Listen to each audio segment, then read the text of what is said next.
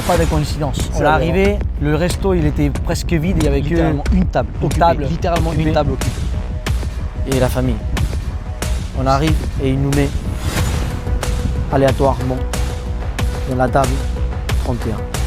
La famille. Absolument. Quand lui, il a fermé son entreprise, absolument tout le monde lui a dit de ne pas le faire. Quand moi, j'ai appelé la famille, que je leur ai dit, hey, j'ai tout quitté, je me barre.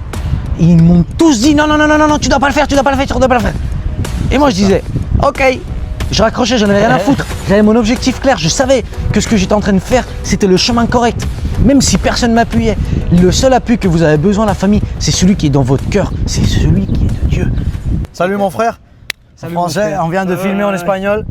Salut mon frère, Famille. troisième, quatrième fois. C'est vrai, vraiment, ça fait 18 millions de vidéos qu'on a fait aujourd'hui. Attention, ça marche bien, ok. Ça marche. Everybody, let's go. La famille. Aujourd'hui, on venait vous parler de quelque chose qui nous est arrivé, une expérience avec Dieu, la famille, qui a été juste absolument incroyable. Et on va vous la raconter, vous allez la présencier, c'est une chose d'un autre monde. Et la famille, on veut vous mettre en contexte. Et ça nous est arrivé le 13 novembre 2024. Et c'était à l'époque où moi je suis arrivé en Espagne. Moi j'étais en France, la famille, j'étais avec un boulot. Et j'étais en train de faire des études, j'étais mécanicien de voiture avec une vie depuis 7 ans en France. Et les jours ils passaient dans ce boulot et moi je me disais frère, c'est vraiment pas ça que je veux dans ma vie, tu vois. Mais je savais pas ce que je voulais. Mais je me disais, bah, une vie comme ça, je veux pas ça. Non, ça. Je veux absolument pas ça, tu vois. Ça faisait un an j'étais au boulot et j'en avais marre, sérieux. Genre littéralement, j'avais comme touché le top du boulot, tu vois. Genre je savais tout faire. Enfin, on apprend toujours des choses, mais enfin voilà, tu vois, je voyais pas je pouvais pas beaucoup plus augmenter. Je me disais, bah, de toute façon, ça c'est pas ce que j'aime. Et vous savez à quel moment je me sentais réellement plein, le seul moment où vraiment je me sentais réalisé, c'était la famille. Quand moi j'étais en France et du coup, à plusieurs reprises dans les vacances d'été, il y a des Espagnols qui sont arrivés au garage avec leur véhicule cassé, machin. Et du coup, moi j'étais le seul qui parlait espagnol, je m'occupais entièrement d'eux. Eh bien, c'était le seul moment, la famille, quand moi, je prenais ces personnes-là et je leur solutionnais leurs problèmes, que je me sentais rempli. Et je m'en foutais si c'était à mes heures de boulot, si c'était à mes heures de repos, j'en avais rien à foutre, si j'étais payé ou pas payé pour les aider. Mon seul objectif, c'était de solutionner le problème à ces personnes. Et là, je me suis rendu compte et je me suis dit, fuck, ce qui me remplit, ce qui me sort un sourire, ce qui me... que je casse le caillou, c'est aider les personnes, c'est aider le monde, solutionner les problèmes aux personnes. Et là, j'ai dit, il faut changer quelque chose. Mon frère, c'est totalement pareil. Absolument. Moi, ça fait il y a longtemps, j'aime bien aider aux autres. Je voulais être militaire juste pour protéger le peuple. Toute la vie, j'ai bien aimé aider aux autres. J'ai toujours, depuis que je suis petit, quand j'avais 10 ans, je prenais les voisins, je les faisais une diète, je les faisais entraîner. Genre, C'est incroyable. c'est ça. J'aimais bien toujours aider aux autres. Et c'est là où j'ai dû arrêter aussi tout ce que j'étais en train de faire parce que rien me remplissait. Et c'est là quand j'ai dit non. J'ai appelé mon frère il était en France, moi j'étais en Espagne avec mon entreprise, lui avec son boulot. Et on s'est dit, écoute, faut arrêter là, faut commencer un projet ensemble et let's go, c'est ça. Genre, on suivait tout simplement la famille, on suivait... Vous savez, il y a une chose, c'est que le fait de regretter, ça va être ton chemin. Qu'est-ce que ça veut dire? Que quand tu regrettes de faire quelque chose, quand tu n'es pas confortable dans un endroit, tu sais que là, tu n'es plus bien. Et il ne faut pas mettre le mode automatique. C'est comme un témoin dans les voitures. Vous voyez, vous êtes en train de conduire et vous avez un témoin moteur qui s'affiche, c'est parce qu'il y a un problème dans cette voiture. Bah toi, quand tu as un mauvais sentiment, c'est la même chose. Tu as un problème. c'est ça. Littéralement. Par exemple, moi, je sentais que j'avais un problème, tu vois, je me sentais pas bien. Et c'est dans cet appel-là, on a suivi la voix de notre conscience. Tous les deux, à ce moment-là, même si on avait énormément peur, parce que ça fait peur, on s'est dit, ok, moi je me suis dit, il faut que j'arrête tout. Donc j'ai arrêté mes études, j'ai arrêté mon boulot, j'ai arrêté la vie que j'avais fait depuis 7 ans en France. J'ai tout arrêté, absolument tout. Et je suis venu en Espagne, littéralement. Moi je savais rien. Je savais pas si j'allais avoir là suffisamment d'argent, je ne savais rien. Mais la chose que je savais, c'est que je devais faire ça. C'est ça. J'ai eu le courage, je l'ai fait. Et mon frère, littéralement, il savait qu'il devait arrêter ce qu'il était en train de faire. Littéralement, tu as fermé ton entreprise.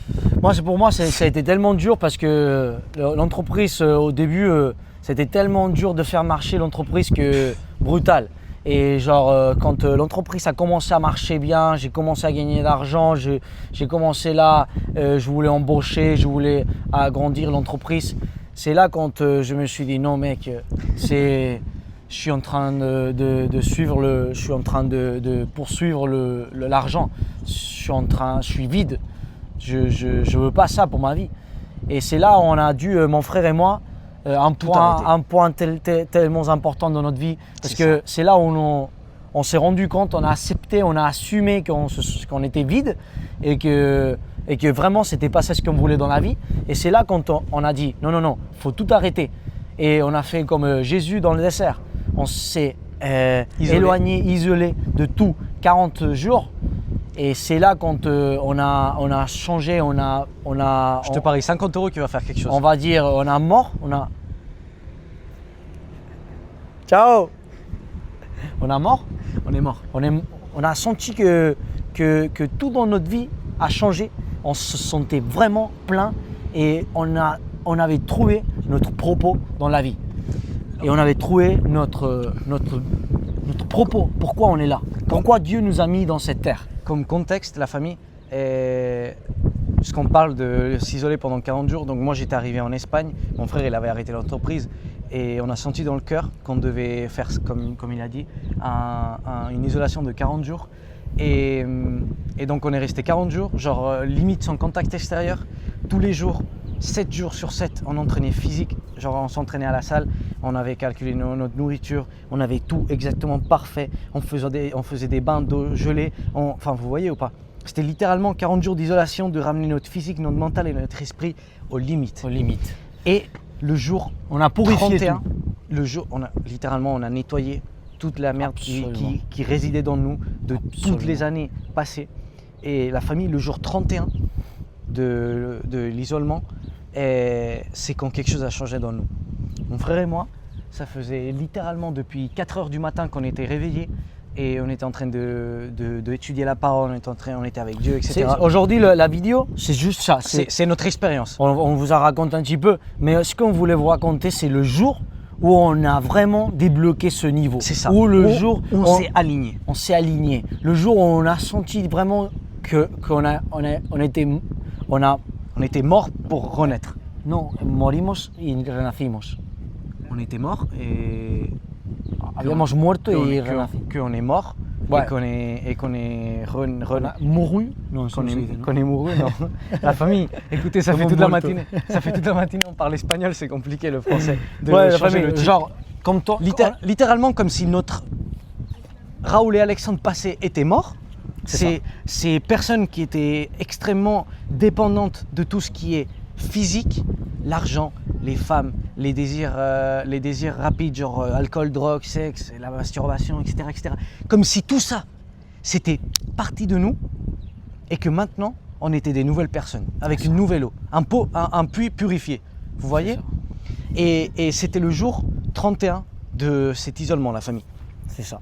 Ce jour, et le 13, jour 13 du mois novembre et le jour 31. C'est ça. Mais après, on va expliquer le numéro. Ce jour-là, il était commencé la famille. Ça faisait 12 heures, plus de 12 heures, depuis 4 heures du matin jusqu'à je sais pas quelle heure, qu'on était avec Dieu. On avait littéralement pas besoin de manger, on n'avait pas faim.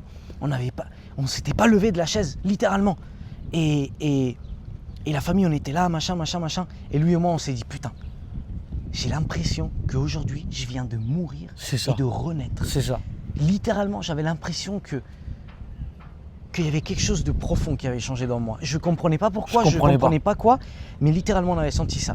Et c'est à 16 h que mon frère, il a senti quelque chose dans le cœur et ça a été Dieu qui lui a dit, écoute, tu dois annoter cette date, la date d'aujourd'hui, donc le 13 novembre 2024, dans ton agenda. Donc mon frère, il l'avait annoté. On voit ici la date, ici, 13 novembre 2024. La famille, c'est écrit en espagnol, donc vous n'allez pas comprendre. Mais faites-moi confiance, c'est littéralement ce qui est écrit. Je vais vous le traduire. Et voilà. Donc, ça c'était à 16h. Mon frère, il ne comprenait pas pourquoi, mais il avait annoté cette phrase.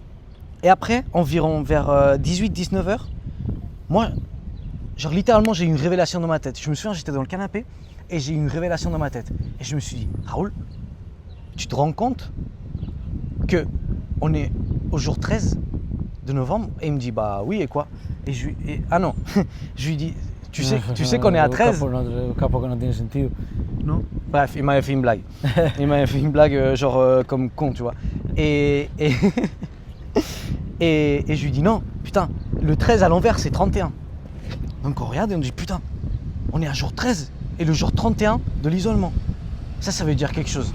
Ça c'est un numéro c'est dit comment en français? Un numéro pendiculaire. Mon Dieu. Attends, c'est un numéro un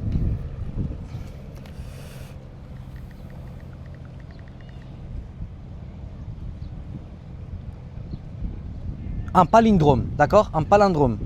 Et qu'est-ce que ça veut dire un numéro palindrome? Mon frère, il savait? Qu'est-ce qu'il y a? Palindrome. Palindrome, je sais pas comment on dit. C'est ça. Ouais, c'est un putain. numéro qui se lit. Arrête. Ok, la famille. Littéralement, je viens de marquer numéro comme on dit capicua, c'est comme on dit palindrome en espagnol, en français. Et littéralement, ça m'a mis par exemple le numéro, devinez lequel? Le 1331. Brutal. Le 1331, la famille. C'est aberrant, frère. C'est aberrant. Il n'y a pas de coïncidence. Littéralement, c'est aberrant. Il n'y a pas de coïncidence, la famille. C'est la deuxième fois que ça arrive. Ça m'est arrivé tout à l'heure aussi en espagnol. Non. C'est aberrant, la famille. Il n'y a pas de coïncidence, la famille. C'est aberrant, la famille. La famille. Bah, genre, ce jour-là, ça a été brutal. Parce que, en fait, mon frère, il me dit ça. Il me dit, ah, tu t'es rendu compte que le numéro à l'envers, c'est pareil. C'est genre, ah ouais. Et moi, j'ai dit, et le 1331, c'est un numéro palindrome. Et les numéros palindromes, pour moi, j'ai toujours écouté que les numéros palindromes ont toujours un significat, genre fort. Ouais, c'est quelque chose. Et je cherche qu'est-ce que ça veut dire. Écoutez, parce qu'avant, j'ai dit, hé Alex, on s'est dit, tu sens qu'aujourd'hui, on est mort. On est mort et on a différent, je sais pas, un truc différent. Je cherche ça sur internet et il dit, c'est un miroir qui Dieu te dit le moment que tu réussis à aligner tête, esprit et corps. C'est un numéro associé à la sagesse intérieure, à l'importance de faire confiance à la guide de Dieu, dans la guide de Dieu. Waouh, c'est genre ce qu'on était en train de faire, c'est tout ça. C'était vraiment la confirmation de Dieu qui nous disait qu'on était dans le bon schéma et qu'effectivement, c'était la première fois dans notre vie qu'on avait aligné l'esprit, la tête et le corps. C'est la première fois littéralement qu'on a connu Dieu réellement. Qu'on a établi cette relation avec lui. Pas beaucoup de enfants arrivent à cet état-là. Absolument. C'est genre un état que c'est brutal, c'est genre… C'est indescriptible. Littéralement, c'est indescriptible. C'est ça. Après, tiens, dis ça. Après, on a continué à réflexionner, on a continué à étudier le numéro. Et le numéro 1331, 1 plus 3 plus 3 plus 1, ça fait 8. Le 8, à l'envers, c'est l'infini. C'est l'infini. Et le numéro infini, il y a une représentation incroyable dans le monde de Dieu. L'infini, le numéro 8, ça symbolise l'infini, le pouvoir, la rénovation, l'autorité spirituelle, le grandissage et la rénovation, enfin la famille. Mais il n'y a pas que ça. Il n'y a pas que ça. Là, on va vous lire littéralement ce qui est marqué. Ouais, c'est ça. Je vais vous le traduire, d'accord? Donc, le numéro 1. Donc 1331, le premier numéro c'est le numéro 1. Ça veut dire quoi? Ça veut dire Dieu. Avec ça on veut vous montrer comment Dieu travaille. La puissance. C'est ça. Le numéro 1, c'est Dieu. Le numéro 3, c'est la Trinité. La Trinité est Père, Fils et Esprit Saint. Ensuite, vu que c'est un chiffre miroir, 13, 31, vous voyez, 13 et 3, 1, ça veut dire que Dieu représente le début et la fin.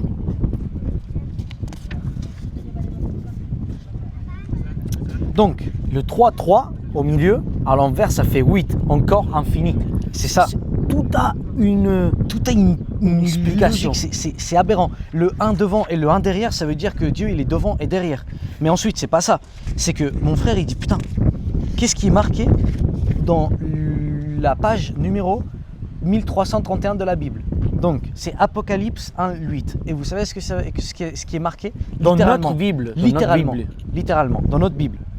Je suis l'alpha et la oméga, le début et la fin. Arrête.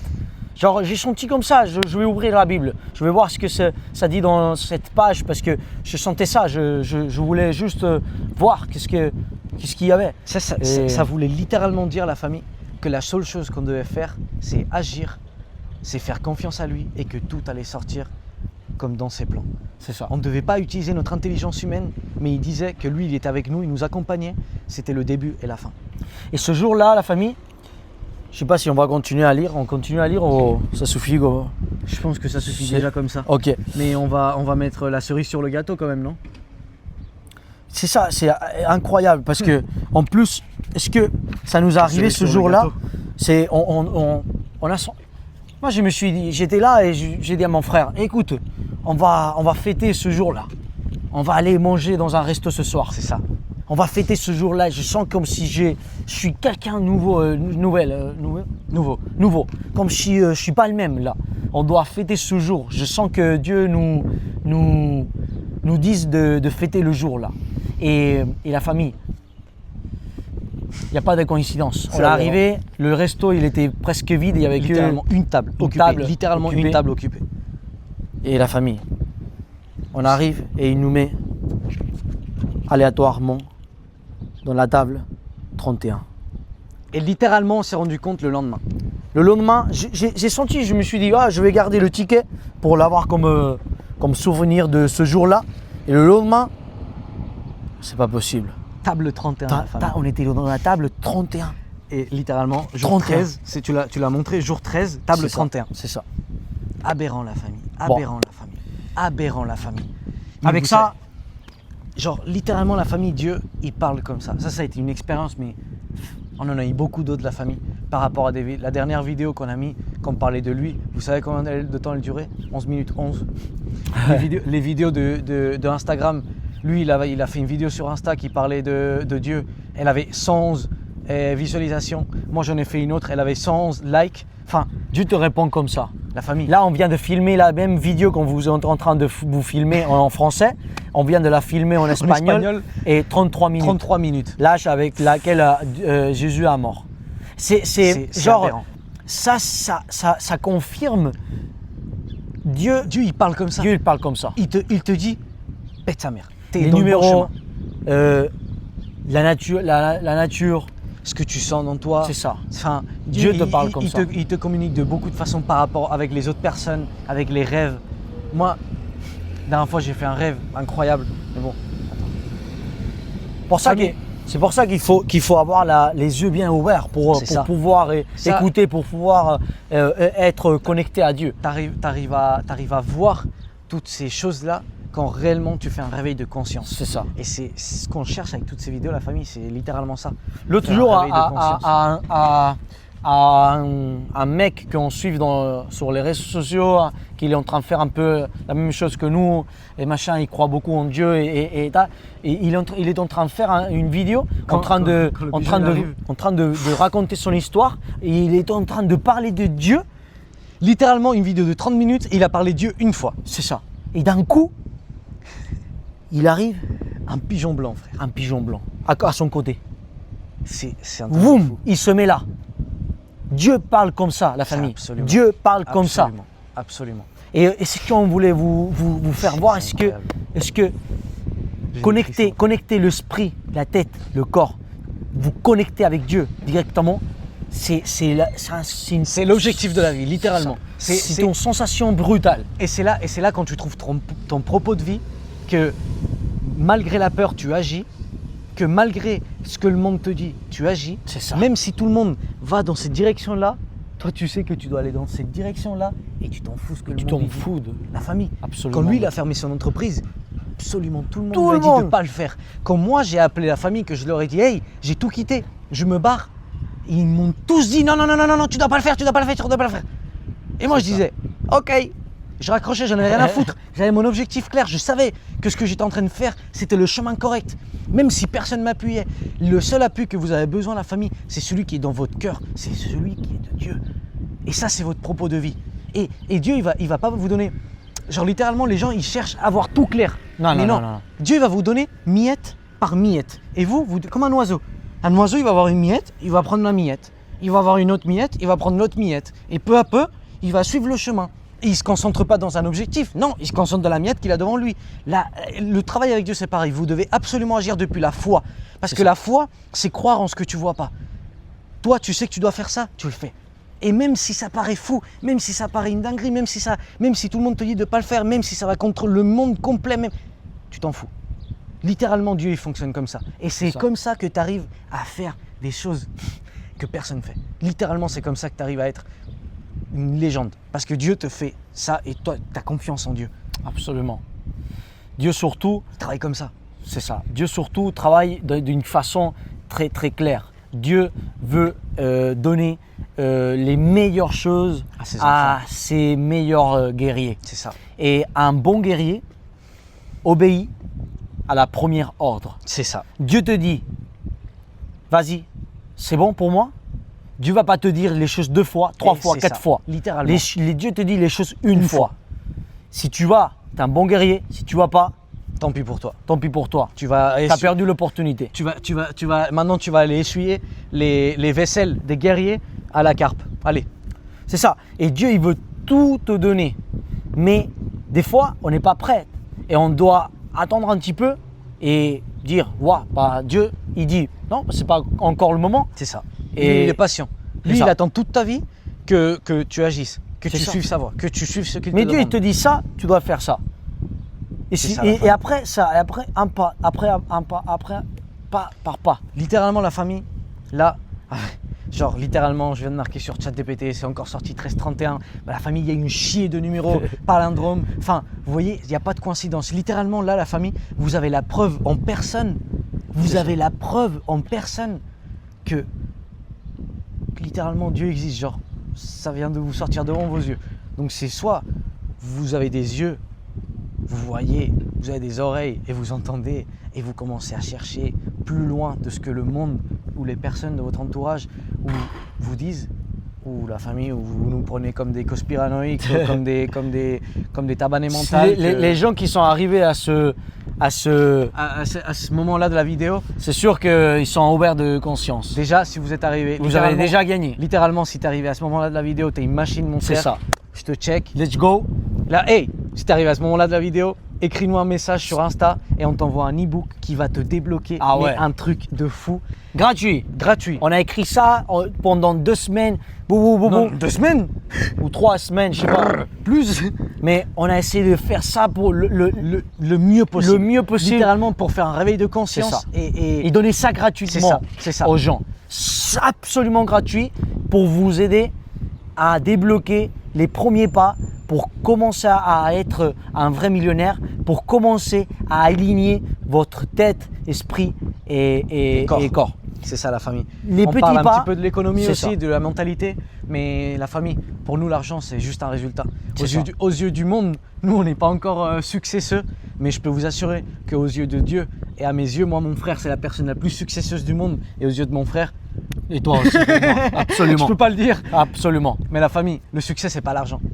Donc Et là. voilà, c'est juste un résultat. C'est là. Tout est là. Hey la famille, Toujours vers le haut. cette famille, cette vidéo, c'est Brutal. de l'or. C'est ça. de l'or. C'est ça. Littéralement, celui qui voit le pouvoir et l'importance de cette vidéo.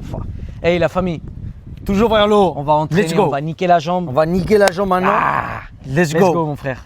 Let's go.